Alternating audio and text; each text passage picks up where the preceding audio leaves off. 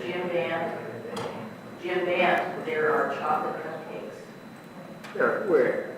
And I brought them. Not for You you. didn't bring them for anybody else. I brought them for you. You're talking to me. You still have time to eat one. They're the tiny ones. See how you What's the recall procedure? So, do we not care that this meeting's a half hour late? Yeah, yes I do. We're gonna be quick, but. What? I got nothing to say. I'm like listening. I'm all talked out already. I leave all the eye rolling to others. You may see a lot of it tonight. Oh, see, Rocky kind of looked at me like I'm supposed to deal with you. I know better than that. That's sort of what I was. You already know. It's okay. Understand. That's what I was like, picking up on this, right? I'd like to get this meeting started. No, Yeah. You've been listening to Chef Band over there? Don't step in the.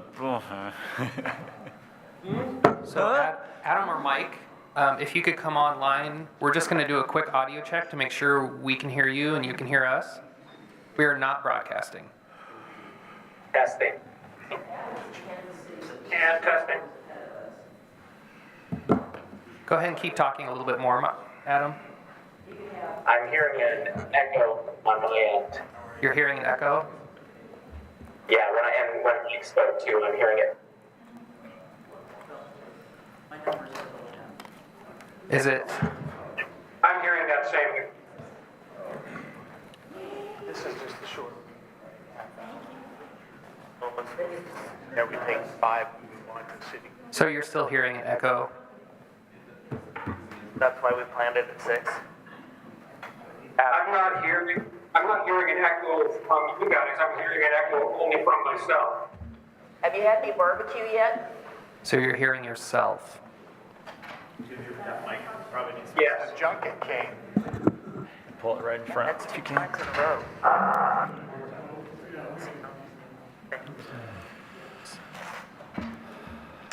Mike's.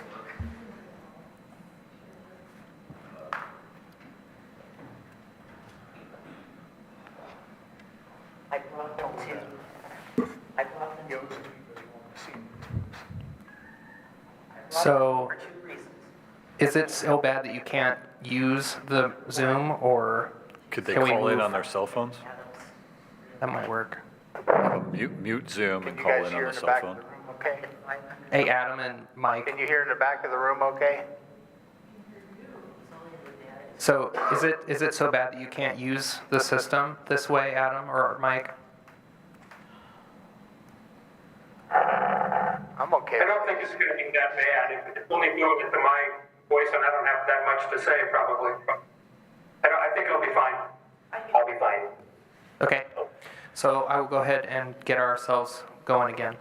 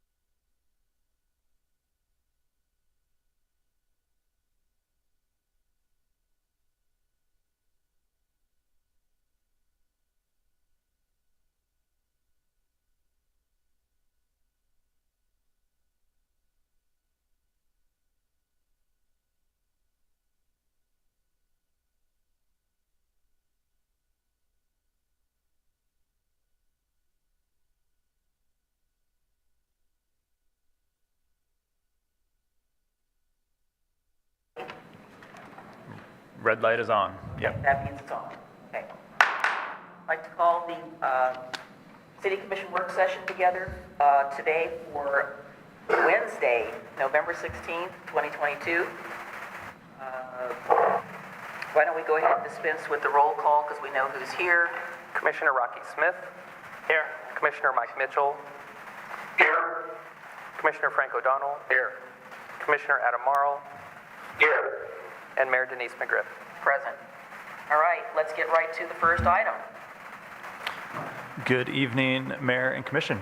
Thanks for starting a little early this evening so that Lamont could be here and share this update before running down to City Hall to facilitate our next DEI task force meeting. Just as a quick reminder and introduction, if you recall, there were three main components to the City Commission DEI goals. One, create and facilitate a community task force. Two, conduct an evaluation of city policies, code, and procedures. And three, develop a DEI framework and action plan to set the city on a path forward related to improving diversity, equity, and inclusion. This organizational assessment supports the second key initiative found in our goals, and we're about 3/4 of the way through our set of projects with MGT, and tonight is a summary of the organizational DEI assessment report produced by MGT Consulting. And with that, I'll just introduce Lamont Brown. He's going to walk us through his presentation.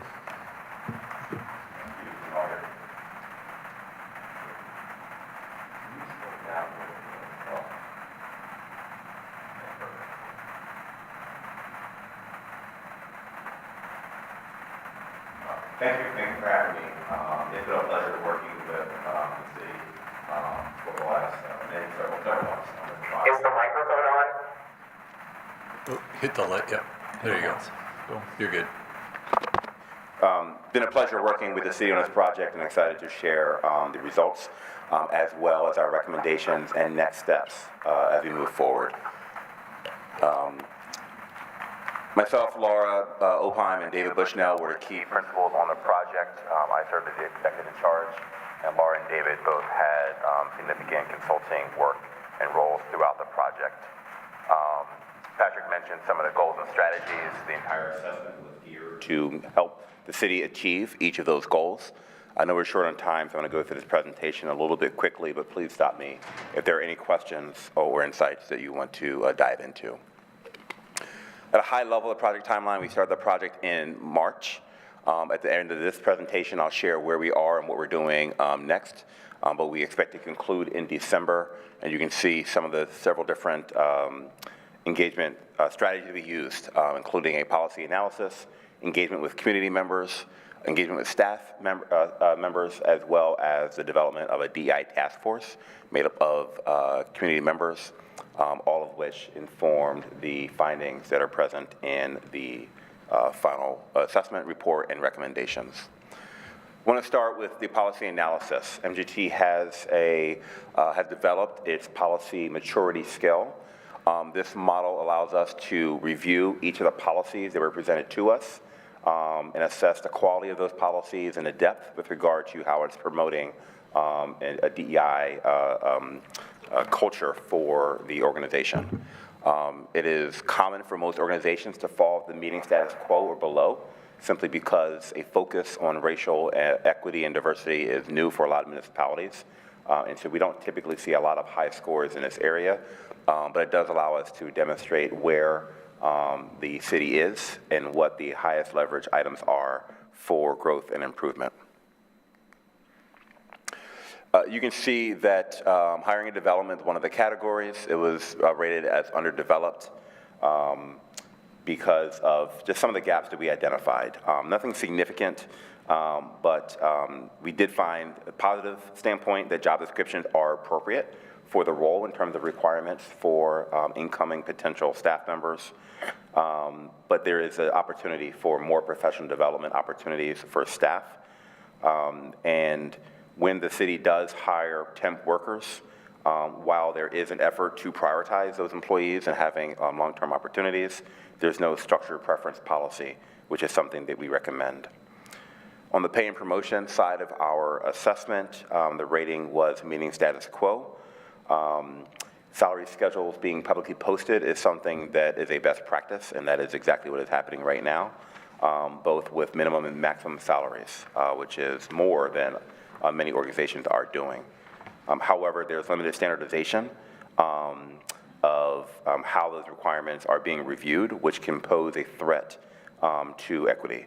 With regard to some departments may have interview questions that are different, and their practices may be different than another department.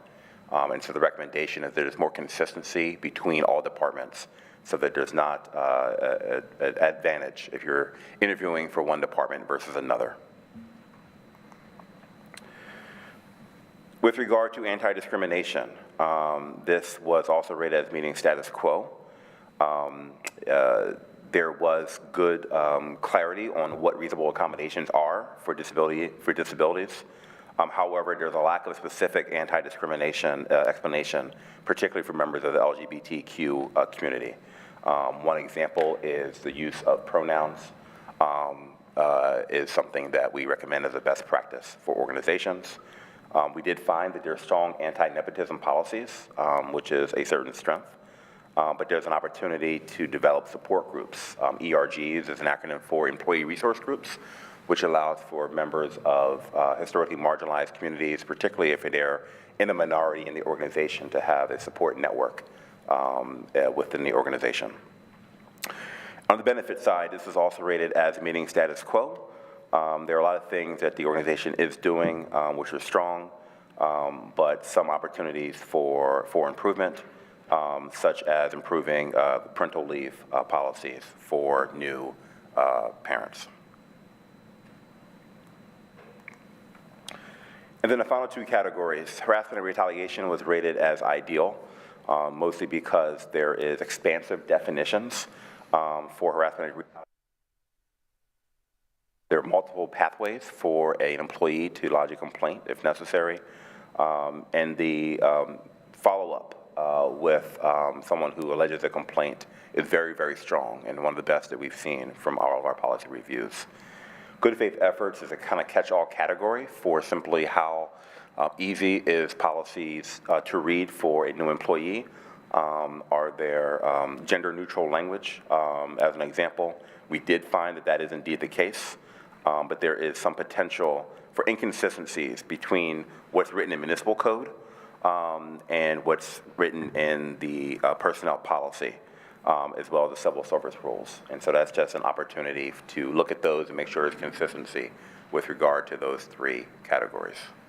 So at a high level, that's our policy analysis. The report that you have provided a lot more detail, as well as some of the recommendations we'll discuss at the end. And so at this point, I'll move on to the staff engagement. The second component of our assessment was really to engage with staff, get staff perspective. When you're focusing on creating a culture of equity and inclusion, it's important to understand how the staff is feeling. And so we take a lot of effort to make sure that staff feels heard and valued in this process. We did this in two different ways. One is the focus groups that we facilitated, and the other is a staff survey. Every single staff member had an opportunity to receive the survey and fill it out. Roughly 45% of the staff filled out the survey. We do focus on having at least a minimum percentage of staff members so that it is statistically relevant, which was indeed the case. We always give a caveat that those individuals who did participate, it's voluntary. And so there's some selection bias, obviously, with regard to who participated. However, the results are valid and important to understand. In the report, you will find that every question that we asked in the survey, the findings of the results of each question is listed in the report. For this presentation, we called out just a few critical items. The first one is the extent to which staff feels comfortable talking about sensitive issues such as racism, sexism, or LGBTQ and gender identity types of issues. 60% of the staff as a whole rated this as favorable versus roughly 40% who was either neutral or stated that they did not feel comfortable. Was figure 3-1 split out by gender? Yes. As a matter of fact, a couple of these are, so that first question is also split out on this presentation by race. And so you can see that the disparity between people of color who work for the organization versus white employees was pretty significant, 27% gap with regard to the level of comfort talking about those types of issues. To your question, gender was also broken down in the report, and so we can look at that as well.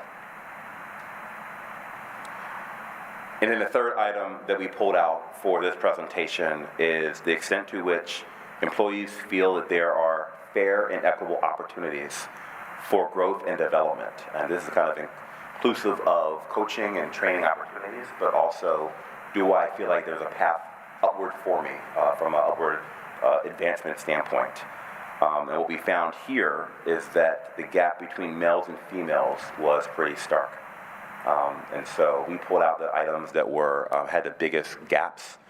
For the previous question, it was based on race. For this question, it was based on gender.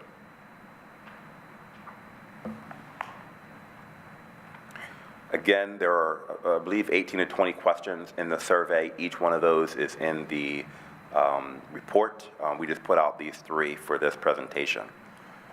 The survey also included a series of open-ended questions.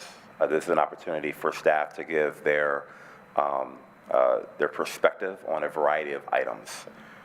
We have a program that allows us to review every single one of those items, and then we take a preponderance of feedback related to a specific theme to identify the highest leverage themes. And so there are 4 overarching themes from the survey. They are listed on this screen on the bottom right-hand side. I'll quickly go through some of the quotes. And so this slide shows a few quotes from staff members. And the quotes are not unique. There are many different pieces of feedback that are similar to the quotes that you see on the screen that validate the theme at the top. The first theme is a desire for continued and increasing the DEI trainings that are offered to staff members.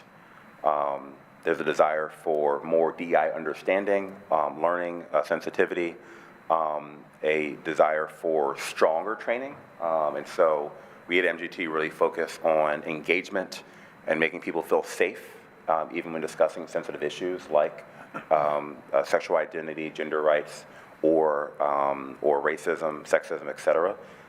And so there can be a difference in quality when it's online training or asynchronous training versus training that is live with staff members. But there is an overarching tremendous desire for increasing the training that's offered, not just one time, but frequent ongoing training. And related to that is just organic discussions.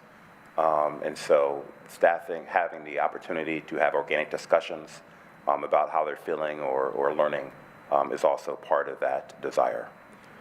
The second theme was a desire for increased diversity, both of the staff as a whole, but also in leadership.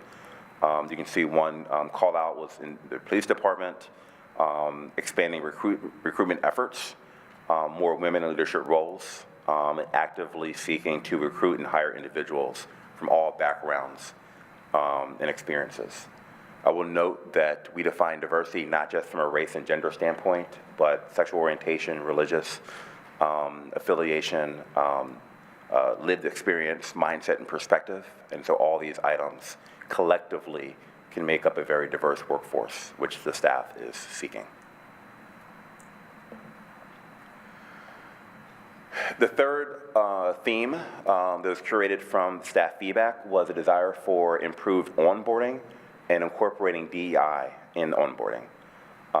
And so there is some notion that there's a need for making sure that all staff feel really welcome upon hire, particularly people of color and those who could be a minority in the organization. Their level of comfort in the organization is critical. Diversity is certainly an admirable goal, but diversity without a culture of inclusion can sometimes miss the boat. And so making sure that everyone feels respected and valued, even if they are in the minority in the organization, is part of that incorporation that is desired there. I will share that, and this is part of the enhanced staff engagement, There is a notion that some of the departments work in silos, and so there's an opportunity for more engagement across teams and across departments. And so there's a desire for more cross-department interactions, both social events and also formal work opportunities as well. So staff understand each other, know each other. That not only builds greater awareness, but also can enhance the level of comfort and understanding that people have with one another. And there are some examples, such as book clubs, affinity groups, et cetera. And one person specifically said that the extent to which people feel spread out is challenging and can also impact the extent to which you feel like a part of the organization. Would that be something like having maybe all staff meetings? All staff meetings, yeah, and so that's more of a formal professional thing. Obviously, some of the social events that happen after hours can also help that. But certainly, all staff meetings, when there are opportunities for departments to work together on a organizational initiative or project, that is also something that was mentioned. In a couple slides, I'm going to talk about the next step, which is the action plan. That's an opportunity for multiple staff members to work together, and it'd be my recommendation to maintain that type of interaction. Matter of fact, let me jump to that now. It's very related to this. So let me share recommendations. Actually, let me jump to the community engagement, because this is also a critical aspect as well. And so we did a variety of things. We submitted a survey that the community members were able to fill out and get perspective on. We also held several community listening sessions. And while both of those were good, the most instructive and beneficial part of the project was the task force. And so if you recall, several months ago, we offered department leaders to recommend members of the community they knew who were staffed to be on the task force. We also we marketed the development of the task force to the entire community so folks could apply for themselves. Ultimately, we had about 20 members of the community, including a student, accept the opportunity to be a part of the task force. We've had 6 meetings that were scheduled. Want to quickly, not common, but something to be aware of. In addition, this slide shows the 6 different meetings. Tonight is the 5th meeting. And so in about a half an hour, I'll be going down to meet with the task force. They had the authority to determine how many meetings they wanted to have, how long the meetings were, as well as the topics. And so one of the goals of the project was for training for task force members. They selected the training topics. They selected the focus. I just put together thoughts into an agenda and then facilitated. So this is very, very much really the epitome of a community-led engagement. In one of our meetings, I believe the 3rd meeting, it was focused on getting their feedback, similar to what the staff had the opportunity to do. One of the questions I asked was, what is one word you would use to describe the culture of Oregon City as a resident?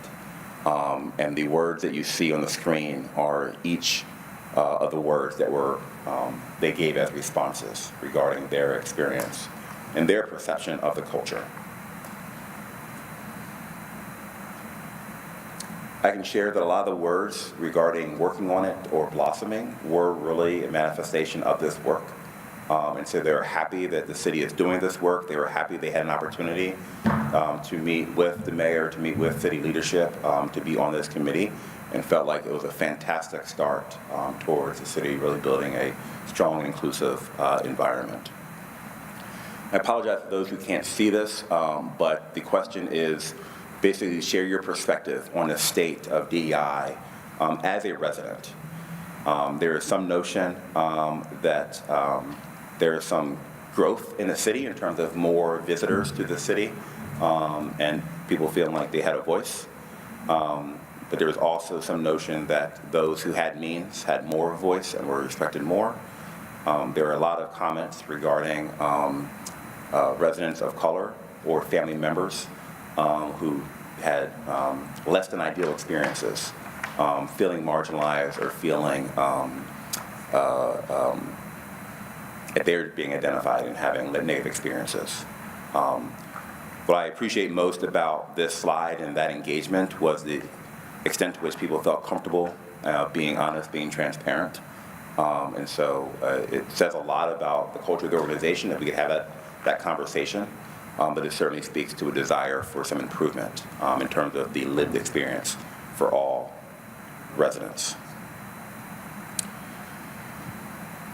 A couple of recommendations. One is to demonstrate commitment to understanding DEI at all leadership levels and within the community. And so a significant focus on training is certainly part of this, as well as outreach to schools. We know that in order for folks to have a desire to work at Oregon City, they have to understand what the opportunities are and how valuable of a role this could be. And so outreaching to schools and community members, particularly before they enter the workforce, is an avenue that can be helpful. This assessment itself, and most of what you heard from me today, is based on the internal perspective of staff members and internal analysis of policies, which was the focus of the project. Our recommendation is to dive into a more comprehensive community assessment, speaking to more community members and looking at external policies and practices. That could be related to how resources are being spent in different parts of the community, how decisions are being made, but also what impact decisions and policies are having on the entire community, particularly those members of historically marginalized groups. It could include a focus on procurement practices, how the city is contracting with partners and other agencies as well. I'm going to go back because there's another set of recommendations, so I want to make sure that I called out. This is based a lot on the policy analysis, and so organizational development improvements, clarifying roles and responsibilities. One of the comments we got a lot from the focus group at staff is that sometimes there's a disconnect between middle management and upper management, and so just clarifying those roles and making sure that people of all employee levels feel valued and respected, which can then enhance the safe space that individuals feel. Another recommendation is eliciting more feedback on a regular basis. Staff was very happy to give feedback to us in this assessment. A lot of times we see that while that's great, it's really important for the staff to know that on a more regular basis, not just at performance evaluation time or when someone's leaving the organization or when you hire an external consultant like MGT. And so whether it's a quick 4 or 5 question pulse check type of survey 3 or 4 times a year, that can be an opportunity to seek and solicit staff feedback. Second one is to reinforce the importance of cultural competency, which can really enhance the extent to which managers, particularly those who lead teams, understand everyone on their team and can really work to provide a more safe and inclusive environment for everybody. And then the last one, again, is to the idea of a comprehensive training plan. So it's not just a one-stop opportunity, but ongoing training and development for everybody. While this is focused on DEI, a lot of this is just general great leadership practices that can help enhance any organization's ability to be successful. So I know that was a lot. We didn't have a lot of time. But next steps are simply, we have our 5th task force meeting this evening. I'm going to do the same presentation for the task force, and then they're going to have an opportunity to demonstrate their own recommendations. I will then take those recommendations and then work with the staff team on December 6th and December 13th to develop what we call the DI action plan, which will lay out the steps the organization will take over the next several years to bridge some of the gaps that we found and really continue to enhance the organization. I guess I'll ask a couple questions. So number one, so how do you see us getting integrated into that sort of ongoing training ourselves? I mean, I think it is not lost on me that members of the community recognize that this is probably the most diverse city commission that they've ever had in the history of this town since 1844. It may not always stay this way, but I think there is some value in us promoting that. I've had people come up to me at the League of Oregon Cities and mention it, so obviously it's somewhat noticeable. But we also need to get some training. I've gone to a couple of DEI sessions myself through the League of Oregon Cities, but I think it's helpful if we also get integrated into what we're doing. I like a lot of these suggestions of things that you've proposed, and I guess some of our next steps will be maybe having a work session and talking about how we want to see these things integrated or how they can be integrated. We will have, some goal-setting sessions coming up, and I don't imagine that this goal is going to go away. We have like part 2, part 3, whatever, the ongoing parts.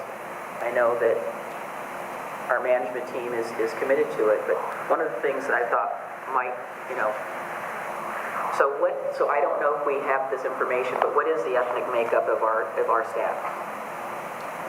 Was there a chart somewhere that's not in this report? But I mean, that's for later. I know you've got to go. So. Yeah.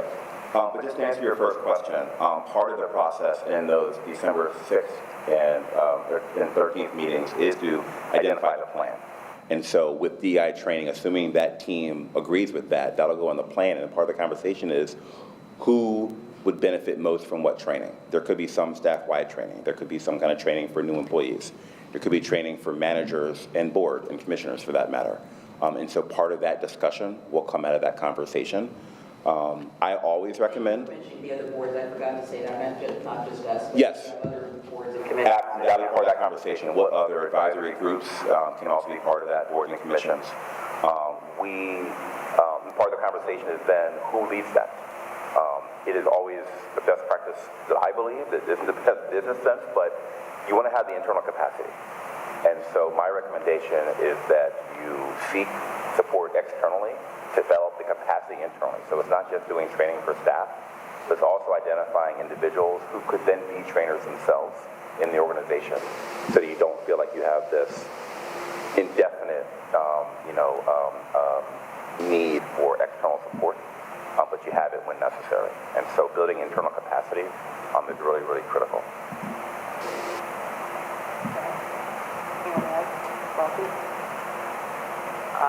Michael or Adam, did you want to add anything? It's a lot to take in, but I think it's good information.